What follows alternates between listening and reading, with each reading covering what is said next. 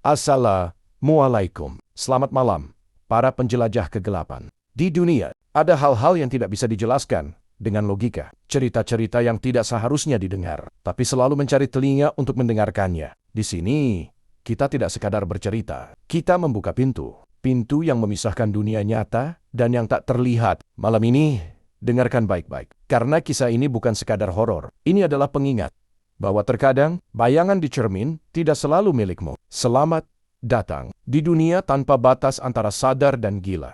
Hujan turun deras malam itu, membasahi atap rame-rama di pinggiran kota Semarang. Petir menyambar, menerangi sejenak papan nama bengkel kecil bertuliskan, "Tunggal motor cepat, murah, terpercaya." Namun, di dalam bengkel itu, seorang pria berusia 30-an duduk di kursi reyot sambil menatap layar ponselnya yang retak.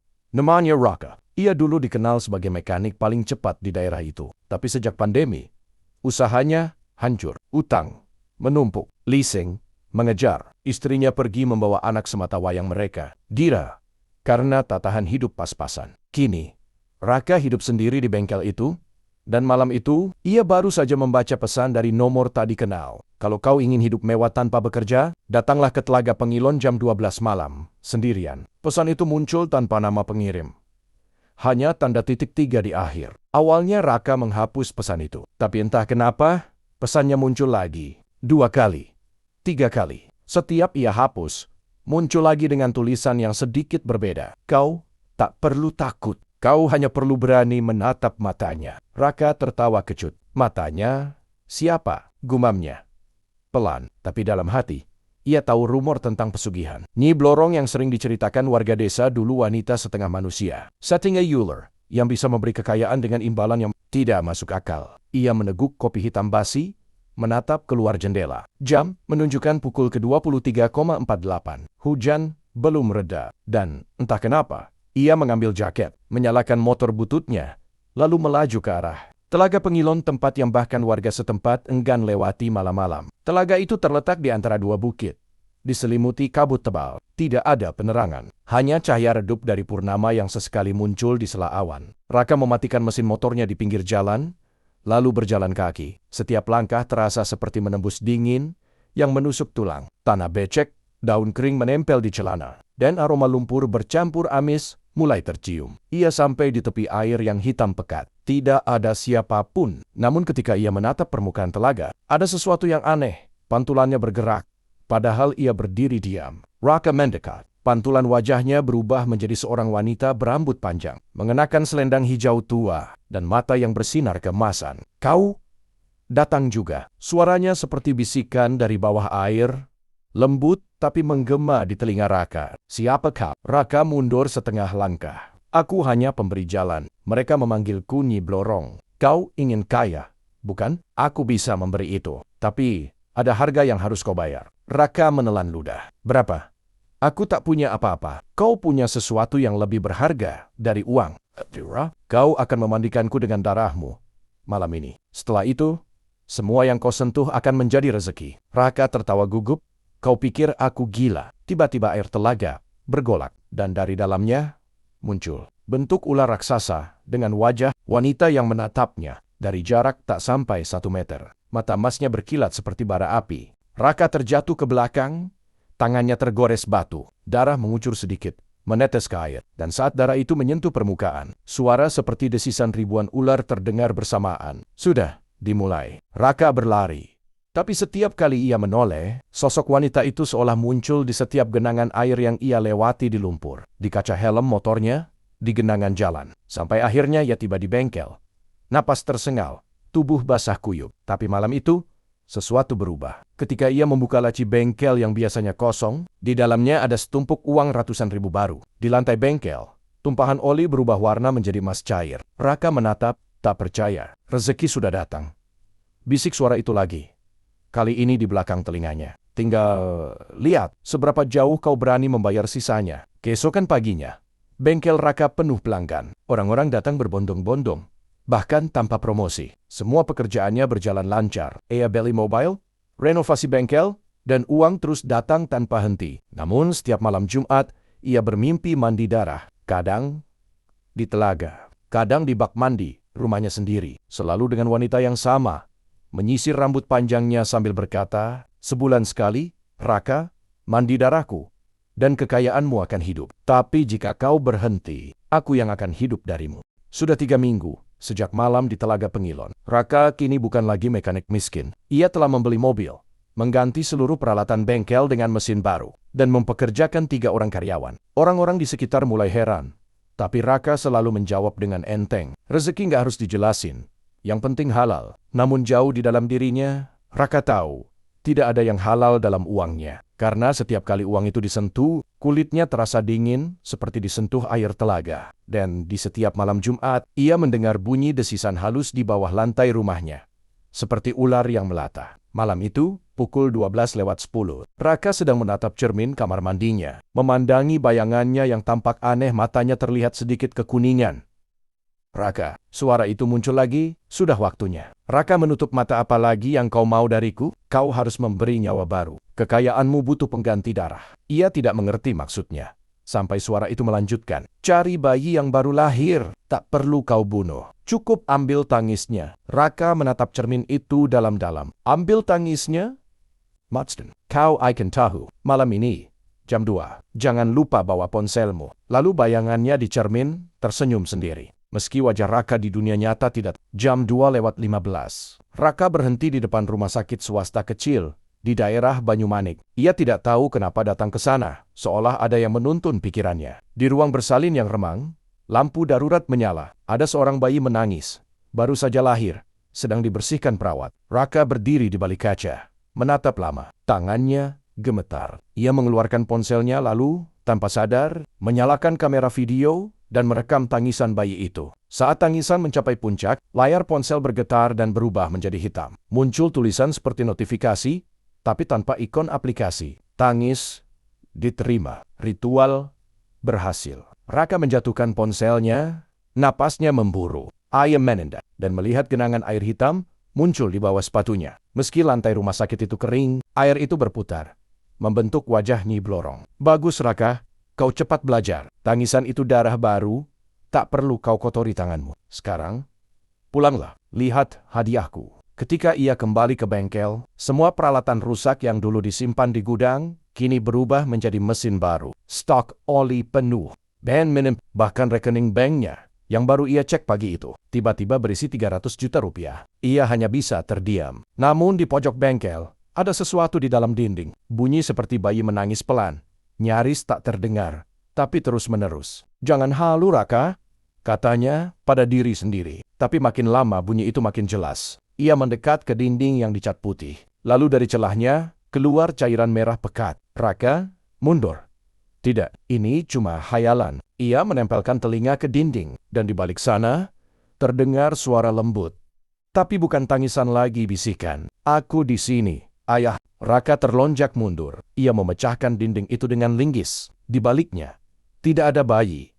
Hanya pipa air yang bocor. Tapi airnya bukan bening, melainkan darah segar. Ia menatap tangannya yang berlumuran darah, lalu teringat suara Nyi Blorong. "Sebulan sekali, mandi darahku." Tanpa sadar, ia menyalakan pancuran kamar mandi, dan air yang keluar berubah menjadi darah. Tapi kali ini ia tidak lari. Ia membiarkan tubuhnya terendam, menatap langit-langit, dan tertawa histeris di antara aroma besi yang menyengat. Pagi harinya, berita viral di media sosial. Bayi di rumah sakit Banyumanik hilang secara misterius setelah proses persalinan. CCTV mati selama 13 menit. Raka membaca berita itu sambil gemetar. Tapi sebelum ia sempat menutup layar, ponselnya kembali bergetar. Sebuah pesan masuk tanpa nama. "Jangan khawatir, tangisnya aman bersamaku. Fokus pada rezekimu." Lalu muncul gambar foto dirinya sedang mandi darah. Diambil dari atas lengket-lengket kamar mandi. Ia menjatuhkan ponselnya lagi. Lalu terdengar suara desis pelan dari bawah lantai bengkel. Kali ini lebih keras dari biasanya. "Kau sudah membuka dinding pertama, Raka. Masih ada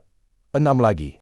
3 hari setelah kejadian di rumah sakit, Raka tak lagi bisa tidur. Matanya merah, wajahnya pucat, dan setiap kali ia berkedip, ia melihat bayangan bayi di tepi pandangan, menatapnya tanpa suara. Namun uang terus mengalir, pelanggan terus datang. Bahkan beberapa artis lokal mulai memperbaiki mobil di bengkelnya. Nama Tunggal Motor mendadak viral di media sosial karena servis cepat dan hasil bersih seperti baru. Tapi setiap malam, Saat semua orang pulang, bengkel itu berubah menjadi tempat lain. Cermin besar di dinding yang dulu dipasang agar karyawan bisa bercermin. Membersihkan wajah kini menunjukkan pemandangan berbeda. Bukan refleksi ruang bengkel, tapi sebuah meja panjang penuh makanan, lilin, dan piring kosong yang menunggu diisi. Raka mendek, pantulannya tetap ada. Tapi di belakangnya, di dalam cermin, ada kursi-kursi yang bergerak sendiri. Dinding kedua sudah terbuka. Bisik suara itu lembut. Kini waktunya perjamuan. Perjamuan apa lagi ini? Tanya Raka. Suaranya serak, perjamuan manusia dan pantulan. Kau akan mengundang mereka. Raka, dengan caramu sendiri dunia modern butuh pintu baru. Malam itu, Raka duduk di depan komputer, membuka akun media sosial bengkel miliknya. Ia memulai siaran langsung. Halo, malam ini gue mau kasih tips servis mobil gratis buat 3 orang pertama yang komen. Katanya, mencoba terdengar ceria. Ratusan penonton masuk, menonton dengan santai. Tapi di layar monitor, Raka melihat sesuatu aneh. Setiap wajah penonton yang muncul di kolom komentar memantul di cermin di belakangnya. Namun pantulan itu tidak sama, wajah mereka tampak kosong, tanpa mata. Seperti topeng. Satu persatu, pantulan itu mulai menoleh ke arah Raka, bukan ke kamera. Mereka datang. Bisik suara itu lagi. Jangan berhenti menatap. Raka gemetar, tapi ia terus menatap kamera. Senyum palsunya melekat di wajah. Komentar penonton mulai berubah. Kok lampunya redup ya? Bang, siapa yang berdiri di belakang lo? Serem banget. Sumpah itu bayangan apa? Raka menelan ludah. Ia menoleh ke belakang, tidak ada siapa-siapa. Tapi di layar, bayangan seorang wanita berambut panjang berdiri tepat di belakangnya. Kau sudah memanggil mereka, kata suara itu lagi. Lembut, tapi tegas. Sekarang, beri makan. Beri makan apa? Raka cukup sentuh cerminnya dan sebut nama mereka. Satu demi satu. Raka membaca komentar dengan suara bergetar. Setiap kali ia menyebut nama, komentar orang itu menghilang dari siaran langsung. Angka penonton turun pelan-pelan. Tapi setiap kali satu nama hilang, cermin di belakangnya memantulkan kursi baru yang terisi. Wajah-wajah tanpa mata itu kini duduk di meja perjamuan. Di dalam cermin, mereka tidak bergerak, hanya menatap ke arah Raka. Perjamuan selesai, ujar suara itu akhirnya. Sekarang, kekayaanmu akan tumbuh 10 kali lipat. Tapi jangan berhenti menatap cermin selama 7 malam ke depan. Kalau kau berkedip, mereka akan makanmu. Pagi datang. Raka duduk di kursinya dengan mata merah membengkak. Sudah 5 malam Raka tidak tidur. Matanya merah, tubuhnya lemas, tapi kekayaannya semakin gila. Uang masuk dari segala arah, pelanggan bengkel bertambah. Video siaran langsungnya terus viral. Bahkan, ada yang menawarkan kerjasama dengan jumlah bayaran tak masuk akal. Namun di balik semua itu, rumahnya mulai berubah. Bayangannya hilang. Tidak ada bayangan di lantai, tidak di dinding, tidak di kaca lemari. Saat ia menatap cermin kamar mandi, yang muncul hanyalah ruangan kosong. Apa yang terjadi padaku? Bisiknya pelan. Ponselnya bergetar. Pesan baru masuk. Lagi-lagi tanpa nama pengirim. Kau sudah memasuki dinding ketiga. Di sini, bayanganmu tak dibutuhkan. Tapi, jangan takut. Aku akan menjadi bayanganmu mulai malam ini. Suara itu kembali terdengar. Kali ini bukan dari pikirannya, tapi dari TV ruang tamu yang menyala sendiri. Layar TV menampilkan siaran, kabur, tapi perlahan membentuk wajah wanita dengan mata emas yang sama. Nyi Blorong. Kau hebat, Raka, katanya dari layar. 2 juta mata menontonmu, dan mereka memberi makan jiwamu. Raka mundur. Tapi suara dari TV berubah menjadi 1000 bisikan yang tumpang tindih. Bang Raka, tolong aku. Kenapa aku di sini? Kembalikan wajahku. Ia menatap layar itu, dan di dalamnya muncul wajah-wajah orang yang dulu menonton siarannya. Wajah mereka menjerit tanpa suara, seolah terperangkap di dalam layar. Raka menjerit, mematikan TV, mencabut kabel, bahkan membantingnya. Tapi dari balik kaca layar yang retak, mata emas Nyi Blorong tetap menatapnya. Jangan menghancurkan dindingku, Raka. Itu satu satania.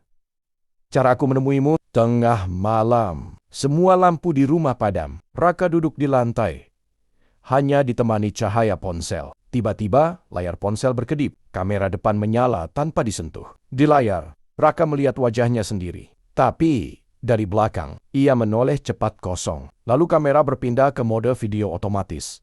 Menulis teks sendiri di layarnya. Waktunya mandi darah. Kali ini, bukan di air tapi di cahaya. Raka mematikan ponsel dengan panik, melemparkannya ke pojok ruangan. Tapi ponsel itu tetap menyala. Dari speakernya terdengar suara desisan ular.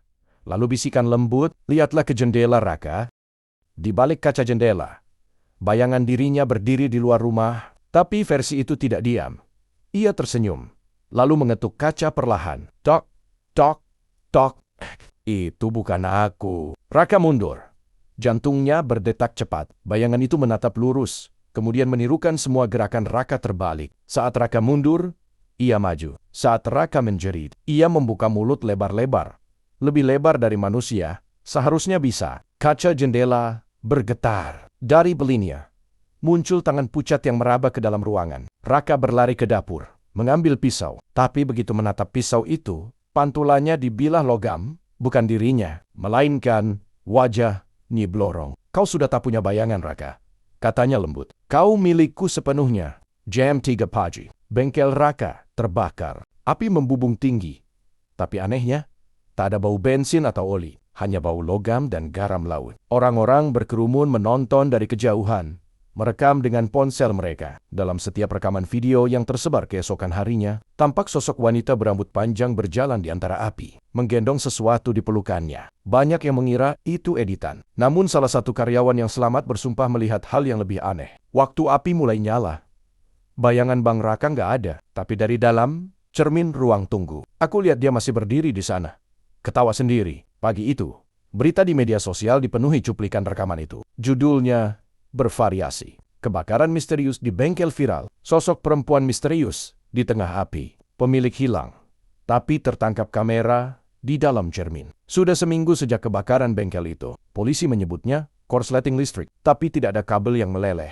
Tidak ada sumber api yang jelas. Yang lebih aneh, tidak ada satupun jenazah Raka ditemukan. Namun menurut laporan beberapa warga, mereka masih melihat bayangan seseorang di jendela rumah Raka setiap malam, walau rumah itu sudah kosong dan disegel. Raka sebenarnya masih hidup. Ia bersembunyi di rumah kontrakan kecil di pinggiran kota, dengan dinding yang lembab dan cat mengelupas. Setiap malam, ia menatap layar ponselnya. Kadang hanya layar hitam, kadang muncul bayangan samar, matanya sendiri. Namun ia merasa ada yang menatap balik. Ia menulis di catatan ponselnya, "Aku tidak tahu kapan aku berhenti jadi manusia. Setiap layar menatapku seperti mata. Mungkin aku tidak melawan pesugihan. Mungkin aku melawan pikiranku sendiri." Hari-harinya berubah menjadi kabur. Ia tidak makan. Tidak. Tetangga mulai mendengar suara aneh dari rumah itu. Suara air menetes. Televisi menyala sendiri. Lalu suara seseorang berbicara pelan dengan dirinya sendiri. Kadang terdengar tawa, kadang tangis, kadang dua-duanya sekaligus. Suatu malam, ia mencoba menonton berita di televisi, tapi wajah pembawa beritanya menatap langsung ke arahnya, bukan ke kamera. "Raka!" kata si pembawa berita. "Kami tahu, kau masih menonton." Ia mematikan TV. Tapi dari layar yang sudah gelap, bayangannya masih bergerak. Raka mulai menempelkan kertas di seluruh dinding rumahnya. Kertas-kertas itu berisi coretan. "Nyi Blorong adalah aku. Aku bukan nyata. Layer equals mata.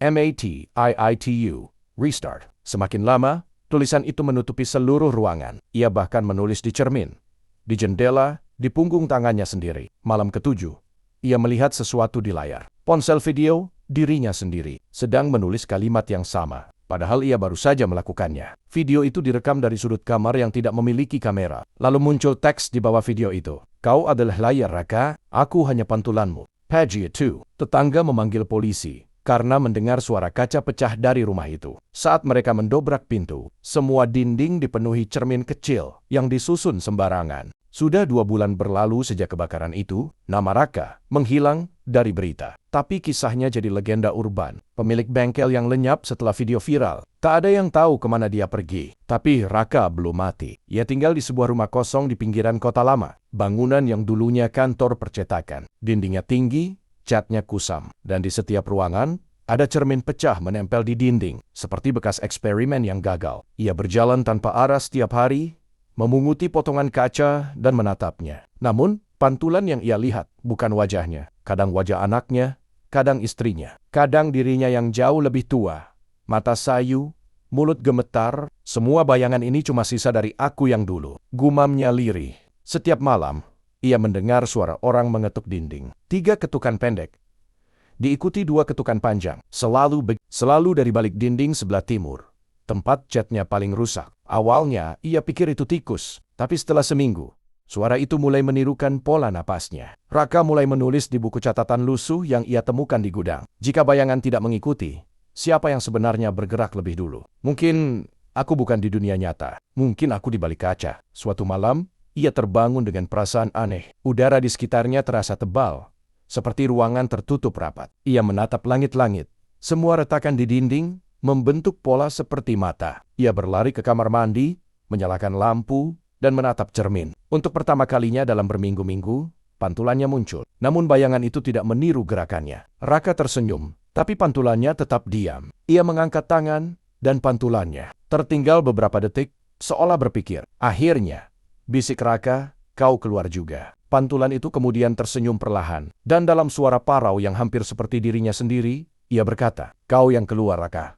Aku yang tetap di sini. Hari-hari berikutnya, Raka tidak keluar rumah. Lampu-lampu di dalam rumah menyala terus, tapi jendela ditutup rapat. Orang-orang yang lewat mengaku mendengar suara dua orang sedang berbicara, padahal rumah itu kosong. Ketika petugas kebersihan akhirnya masuk setelah sebulan, mereka menemukan ruangan penuh coretan di dinding. Aku di balik dinding, siapa yang melihat siapa? Aku telah jadi bayangan, dan di tengah ruangan itu, hanya ada satu cermin besar. Di depannya, kursi kayu kosong yang masih hangat, seolah baru saja ditinggalkan. Namun di permukaan cermin itu, ada bekas sidik jari dari dalam kaca.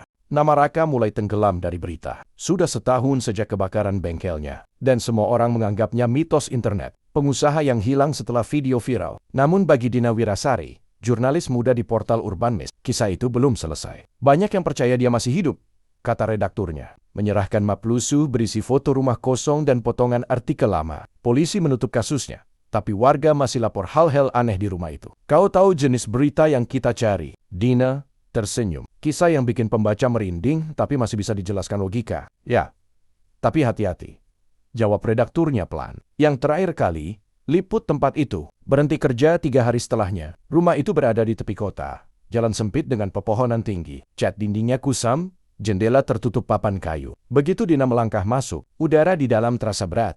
Bau debu bercampur logam. Seperti ruang lama yang ditinggalkan seseorang terlalu cepat. Ia menyalakan perekam suara. Lokasi: rumah bekas Raka, pemilik bengkel tunggal motor. Keadaan: sepi, tapi terasa seperti ada gema kecil di setiap langkah. Langkahnya berhenti di ruangan tengah. Dindingnya penuh coretan. Aku di balik dinding.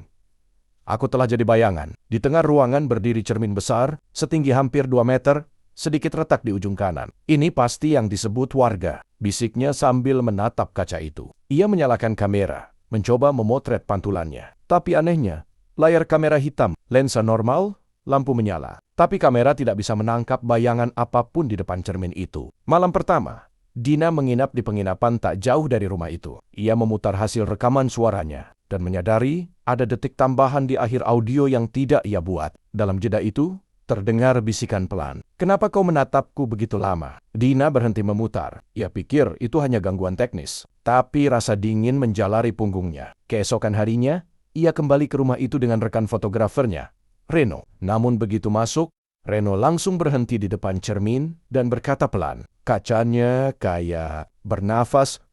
Dina menatap benar. Permukaan kaca itu tampak berembun dari dalam. Seolah di baliknya ada seseorang yang sedang menghembuskan napas. Jangan lebay, kata Dina gugup. Tapi suaranya sendiri terdengar menggema aneh di ruangan itu. Seperti diserap dan dipantulkan ulang dengan jeda sepersekian detik. Menjelang sore, Reno pamit ke mobil sebentar untuk ambil baterai cadangan. Namun, ia tidak kembali. Dina menunggu 5, 10, 15 menit. Tidak ada suara. Ketika ia keluar rumah, mobil Reno masih di depan. Pintu terbuka, mesin hidup, tapi kursi pengemudi kosong. Ia kembali masuk, dan di dalam rumah itu, cermin besar tadi kini memantulkan 2 orang. Dina berdiri sendirian di ruangan, tapi di kaca itu, tampak dirinya dan Reno berdampingan. Namun versi Reno di cermin tidak menatap ke arahnya, melainkan menatap lurus ke kamera yang tergantung di leher Dina. Wajahnya datar, matanya kosong. Reno, suara Dina bergetar. Apa kau? Tiba-tiba lampu kamera menyala sendiri, memotret tanpa henti. Setiap kali lampu berkedip, bayangan Reno di cermin semakin dekat. Dina menjerit, menjatuhkan kamera. Ketika ia menatap cermin lagi, pantulan Reno telah hilang. Hanya dirinya sendiri di sana. Tapi kali ini, Pantulannya tidak bergerak. Dina lari keluar rumah, menangis, terengah. Polisi datang keesokan harinya dan memeriksa seluruh bangunan. Tidak ada tanda-tanda Reno. Tidak ada yang aneh, kecuali satu hal. Semua foto yang diambil kamera. Dina menampilkan ruangan kosong, tanpa siapapun di dalamnya. Namun dalam satu foto terakhir, di sudut kaca yang retak, tampak dua pasang mata menatap keluar, satu milik Dina, satu lagi yang lebih gelap. Sudah 3 hari sejak Reno menghilang. Polisi menganggapnya kabur. Tapi Dina tahu itu tidak masuk akal. Ia tidak bisa tidur. Tidak, setiap kali memejamkan mata, ia melihat wajah Reno samar, datar, menatapnya lewat permukaan kaca. Dina memutar ulang semua rekaman di laptopnya. Audio, foto, video. Namun setiap kali diputar, hasilnya berbeda. Dalam satu versi, ia mendengar napas 2 orang. Dalam versi lain, ia mendengar dirinya sendiri berbicara dalam nada yang tidak ia kenal. Jangan tinggalkan aku di sini. Ia menatap layar kosong, merasa ada sesuatu yang mengintip dari pantulan cermin di belakangnya. Tapi, kali ini, ia menolak berlari. Ia ingin tahu kebenaran. Malam itu, Dina kembali ke rumah Raka sendirian. Hujan turun deras. Di luar, langit seperti menutup seluruh kota, menekan segala suara. Ia melangkah pelan ke ruang tengah tempat cermin besar itu berdiri. Kini setengah tertutup kain abu-abu. Ia menyalakan perekam suaranya lagi. Tanggal 17 April, aku kembali ke lokasi. Aku ingin tahu apa yang sebenarnya terjadi pada Raka. Don Reno. Ia menyingkap kain itu perlahan. Permukaan cermin tampak buram, namun di balik kabutnya, samar-samar ada gerakan. Bayangan? Dirinya? Mungkin. Tapi bayangan itu berdiri sedikit lebih dekat ke kaca daripada dirinya sendiri. Dan ketika Dina mengangkat tangan untuk menyentuh permukaannya, bayangan itu tidak mengikuti. Raka? Bisiknya tahu aku. Bayangan itu menatapnya. Lalu membuka mulut perlahan, membentuk kata tanpa suara. Tuker. Dina memejamkan mata, menarik napas panjang, menahan ketakutan yang menekan dadanya. Ini delusi, bisiknya pada diri sendiri. Kulelah, otakku bermain-main. Namun ketika ia membuka mata lagi, ruangan di belakang pantulan berbeda. Dinding bersih, tidak ada coretan. Udara cerah. Dan di sisi lain kaca, bayangan Dina terlihat tersenyum, seperti baru saja bebas dari sesuatu. Dina melangkah mundur. Cerminnya kini benar-benar bening. Tapi di permukaannya, wajah yang menatap balik bukan dirinya melainkan Raka. Dengan mata hitam kelam dan senyum tipis yang sama seperti di foto. Terakhir sebelum ia menghilang, keesokan harinya, polisi kembali ke rumah itu. Mereka menemukan peralatan liputan Dina. Perekam, kamera, dan laptop semuanya masih hidup. Tapi kosong. Tidak ada tanda dirinya. Namun di layar laptopnya, terbuka satu file audio berdurasi jam 0:07 menit, 12 detik. Isinya hanya suara napas. Lalu sebuah kalimat terakhir, sekarang aku tahu kenapa dia tidak pernah keluar. Tidak ada pintu di balik cermin. Hanya giliran. Rumah itu kini ditutup total. Namun warga masih sering melapor bahwa di malam hari, ketika hujan turun dan lampu jalan berkedip, bisa terlihat bayangan seorang perempuan berdiri di balik jendela, memegang kamera. Dan kadang, jika seseorang menatap kaca terlalu lama di dekat tempat itu, pantulan mereka tersenyum lebih dulu. Setiap kisah pasti berakhir. Tapi tidak semua kisah berhenti ketika cerita usai. Malam ini, kita telah membuka satu pintu lagi. Pintu yang seharusnya tetap tertutup. Jika setelah ini kau merasa ada sesuatu yang mengikutimu dari balik pantulan, jangan takut. Mungkin itu cuma rasa ingin tahu dari mereka yang sudah terlalu lama diam di sisi lain. Terima kasih sudah mendengarkan. Dan terima kasih sudah bertahan sampai akhir. Sampai bertemu di cerita selanjutnya. Wassalamualaikum warahmatullahi wabarakatuh.